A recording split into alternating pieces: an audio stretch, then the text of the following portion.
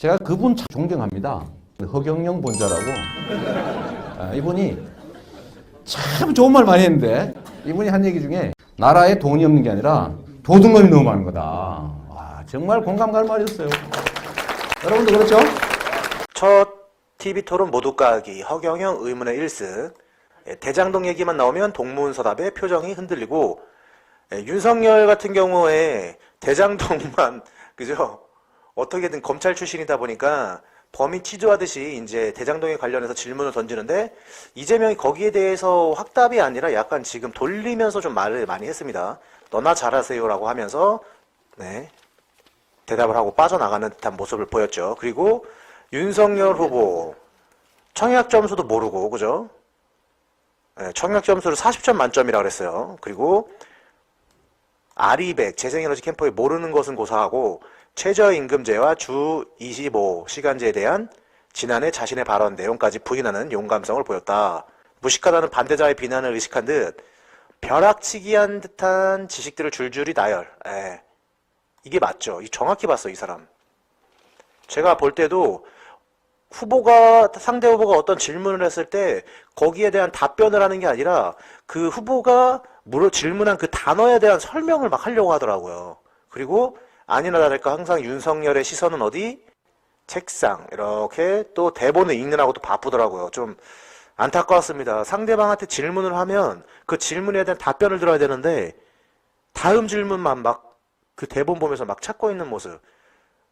조금 요번 사자토론이 굉장히 한심했어요. 근데 왜 그러냐?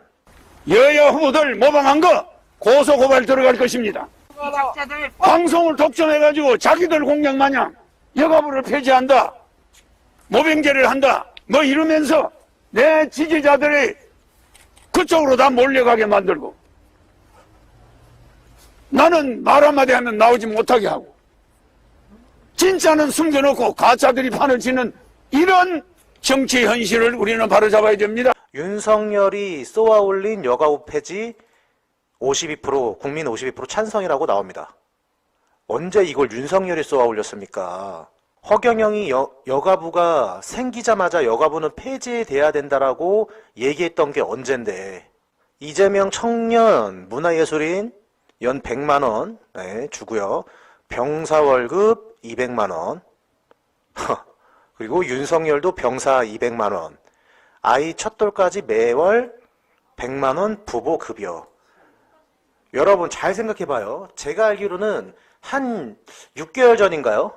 6개월 전에 국민의힘에서는요, 국민의힘 쪽에서는요, 이재명이나 다른 국회의원들이 이제 돈을 준다라는 공약을 얘기했을 때 6개월 전만 해도 포퓰리즘 공격이 엄청나게 심했어요. 여러분들 아시죠?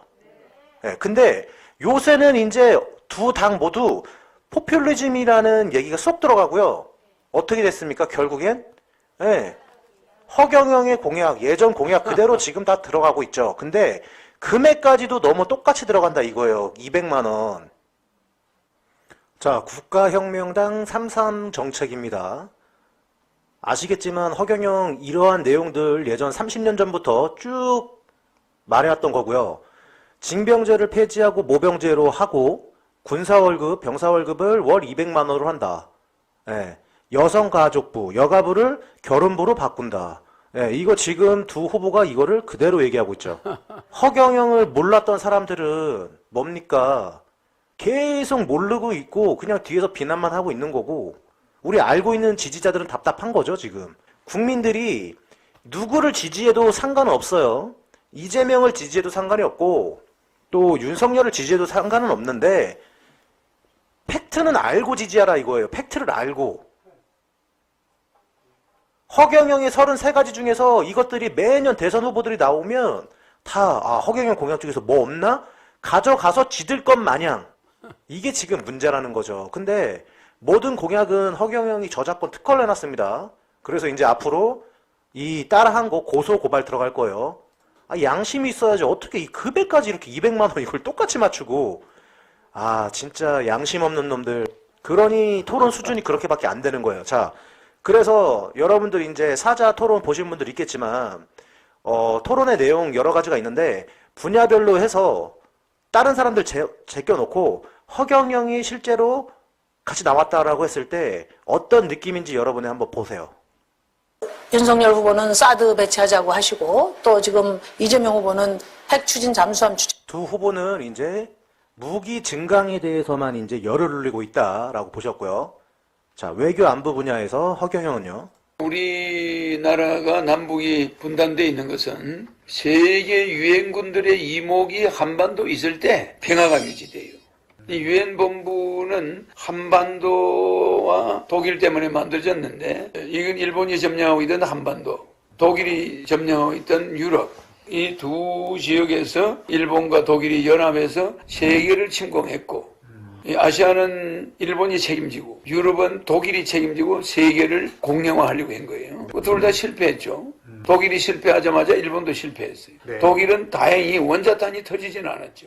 그러나 일본은 원자탄이 터지고 나서 항복을 했잖아. 결국은 두 나라 때문에 유엔 연합이 만들어진 거예요. 독일과 일본 때문에 네, 국제연합이 만들어진 거예요. 네. 그러니까 국제연합이 만들어진 것이 한국과 독일 때문이에요. 그러니까 우리 한반도에서 일본군을 그들이 북한을 상대로 유엔군이 와서 싸웠잖아. 그러면 유엔군이 만드는 1947년, 48년에 우리 정부가 수립된 이후에 네. 유엔군이 한반도에 18개국이 온 거는 처음이에요. 유엔군이 결성되고 처음으로 참여한 전투. 6.25 전쟁. 거기서 30만 명의 유엔군이 죽어요. 아. 그들이 한반도에 묻혀 있어. 그런데 유엔 본부가 미국에 있을 이유가 없는. 전 세계 인구의 60%가 아시아에 있단 말이에요. 지금 미국은 전 세계 인구의 10%가 안 돼요. 그러니까 어차피 아시아 쪽으로 유엔 본부가 와야 된다는 거죠.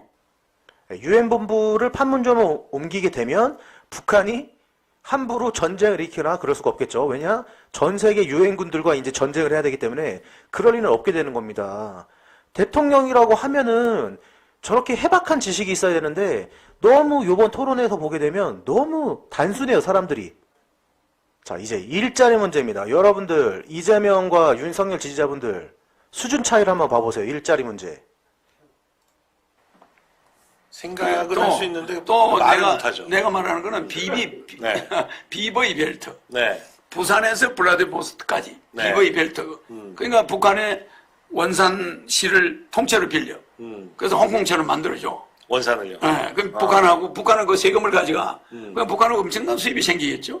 김대중 대통령이 쓰던 그 햇볕 정책이 좀 특수한 햇볕 정책으로 바뀌는 겁니다. 나라의 10배죠. 한반도의 10배 정도 되는 땅을 100년간 빌려가지고 거기에 코리아 자치주를 만들어. 그럼 우리 젊은 일자리 공무원을 한 100만 명 뽑아서 거기가 엄청난 실업자들도 실업자. 대규모 우리가 그런 데 가서 네. 말하면 신대륙이지. 영국이 미국으로 가듯이 신대륙. 어떻게 됩니까?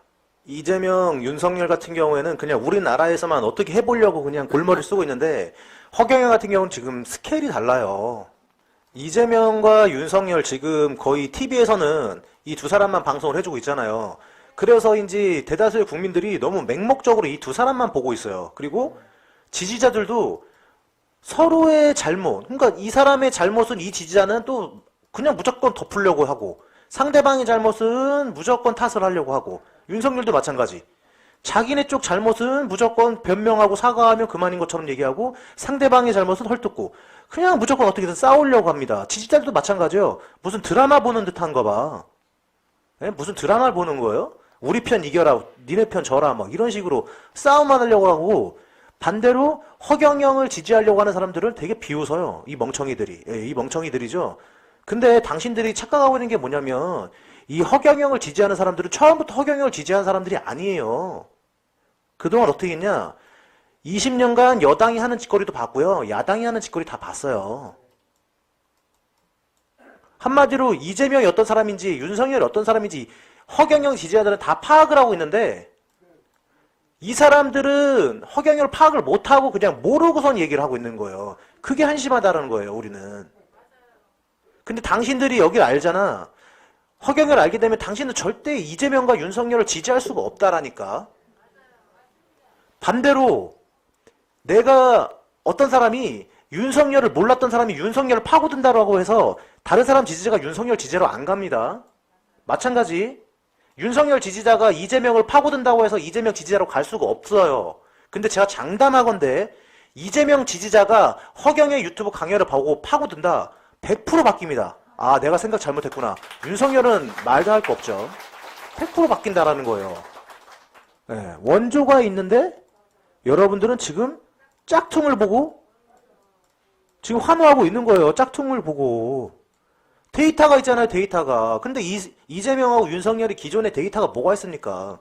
시간이 지나면 지날수록 서로 와이프에 대한 그죠? 요번에 이재명 또 와이프에 대해서 또 사과하더라고요.